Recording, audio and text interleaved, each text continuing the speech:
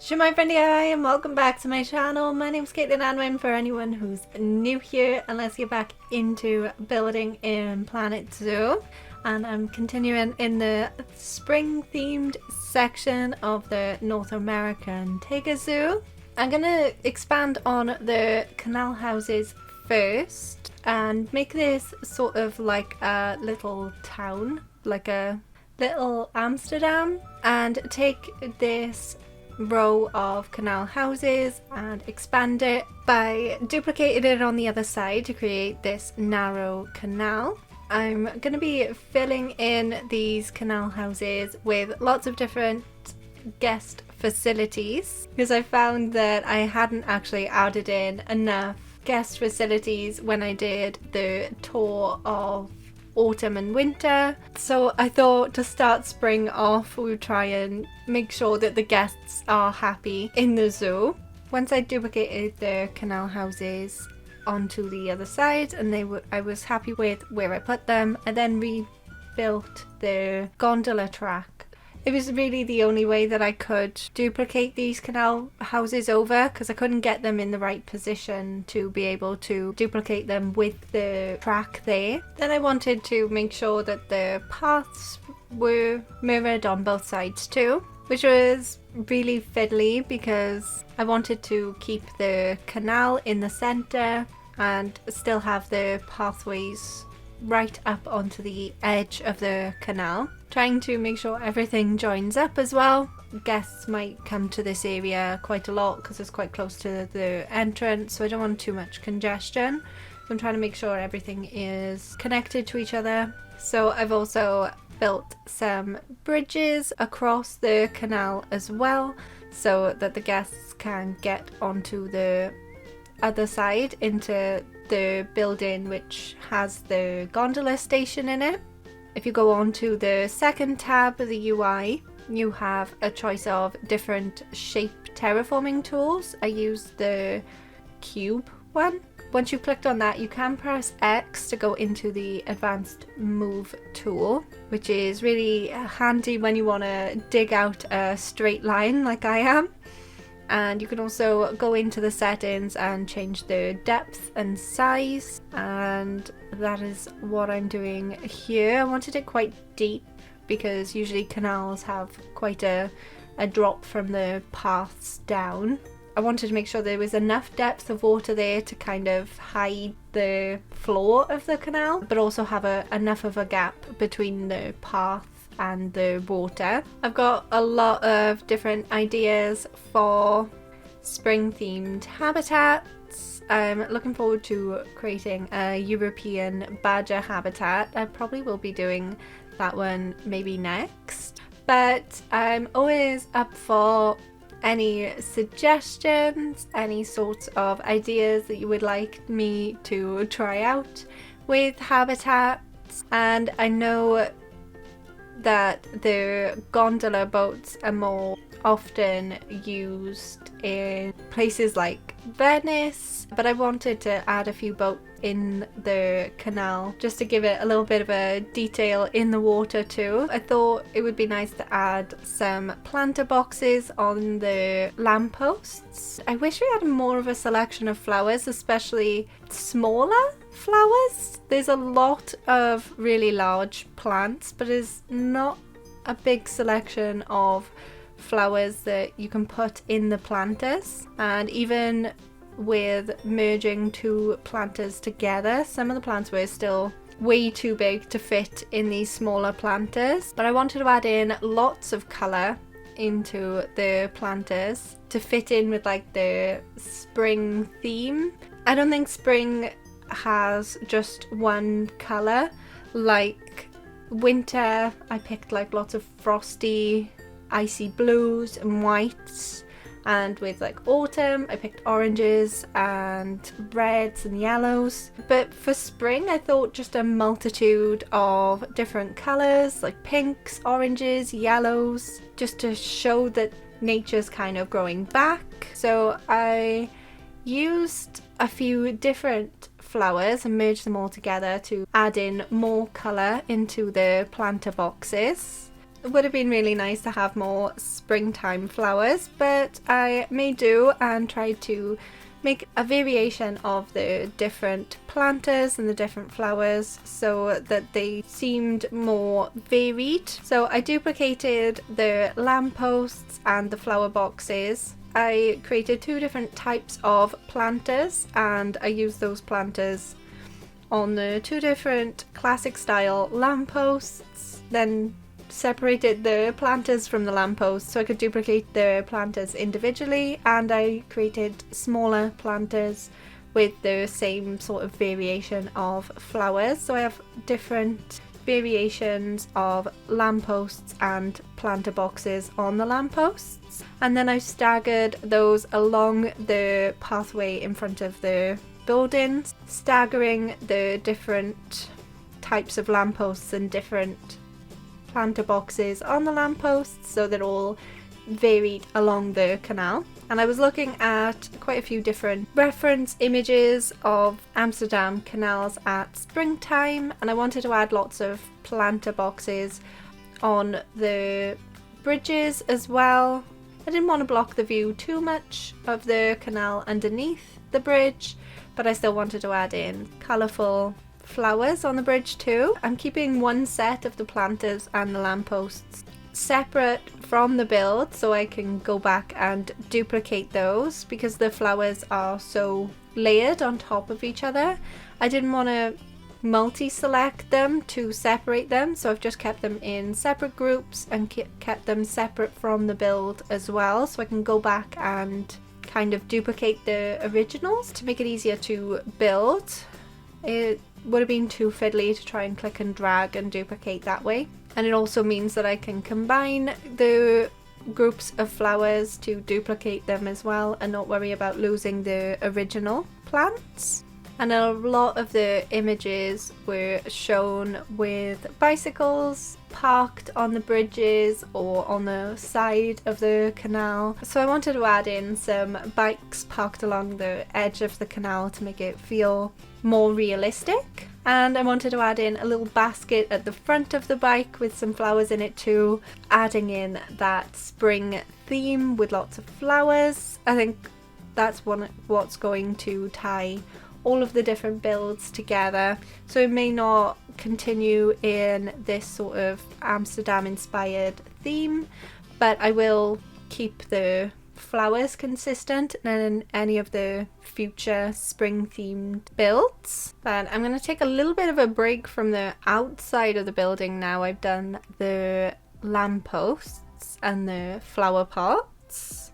I'm going to go back into the gondola station building, and underneath I wanted to add in some guest facilities, use up that space underneath the station, but also make the guests of the zoo a lot happier so they can use the bathroom, because the bathroom was probably the most needed. This side is a lot more cramped. I will open it up a lot more in the other side, so on the other set of canal buildings. We'll call this like Canal Houses 1, and the other ones will be Canal Houses 2.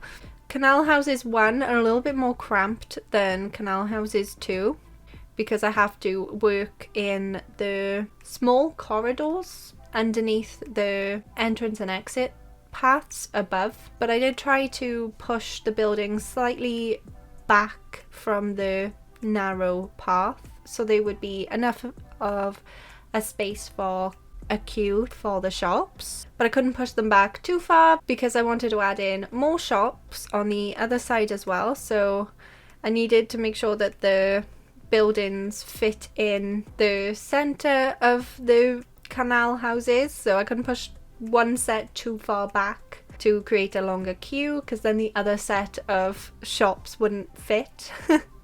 So it's a bit of wiggling them around and trying to make sure that everything fit in nicely together. And I also went through my list of guest facilities I'd already added into the zoo to make sure that I wasn't doing too many duplicates of shops. Luckily I haven't really added in a lot of shops. Built some food trucks before the food truck shop shell was included in the Europe pack, but other than that I haven't really built many shops for this zoo. I found that the first set felt very cramped and I didn't really like how kind of claustrophobic they felt. It had to be done in that way because of the gondola station, but it didn't necessarily have to be like that for the second set. So I thought I would open the center of these canal buildings and kind of go with the same sort of feel that I was going for with the center of the gondola ride station.